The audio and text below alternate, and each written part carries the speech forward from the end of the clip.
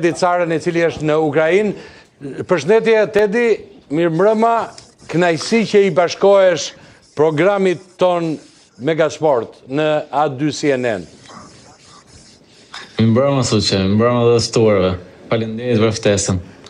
Tedi, na mungon ke qenë një futbollist i cili i dhe bukuri lojës futbollit në stadiume me klasin tënd, të mbaj mend që kur erdhe nga Kavaja në vitet e para 16 vjeç me atë dëshirën e madhe që të bëhet, u rrite, u bëre kapiten të Partizani, shënove shumë gola, vajte te ekipi kombëtar, vajte në play-off të Conference League me ekipin e Partizanit, së bashku me i duet shkëlqyer me Rapajn, dhe na mungoni këtu, edhe titujt, absolutisht.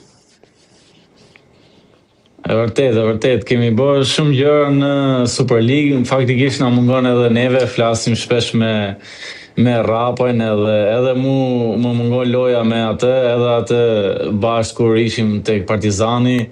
Mendoj që kemi bërë disa suksese, jo çdo gjë të mundshme, por ato që kemi bërë, mendoj që jemi edhe krenar për ata që kemi dhënë. Si kalon në Ukrainë? Për jetesën? Jetesën, futbollit, gjitha, jeta në përgjithësi, 24 orë, si e kalon jetën?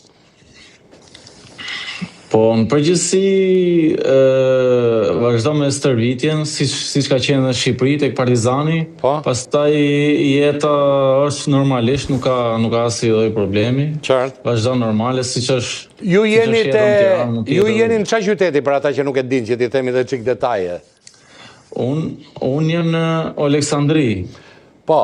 Rapaj është në Nuk ka probleme, sigurie? Jo, nuk ka pas asnjë problem deri tash. Nuk ka pasur. Jeta aty vijon normalisht. Po futbolli si vijon? Normalisht, po.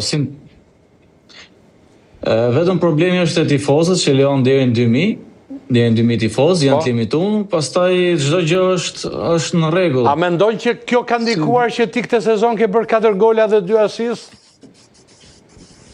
Sezonin e kaluar i kishe golat shu, i fusje si karamele, shpejt.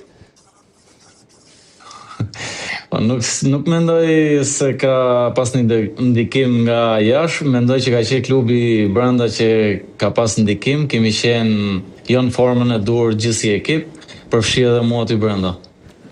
Jeni poshtë, jeni në zonën e ftohtë, jeni gati me probleme për sa i përket ekipit. Shiti lojtar ekipi, ka gjendje të shëndosh financiare, çfarë ndodh domethënë?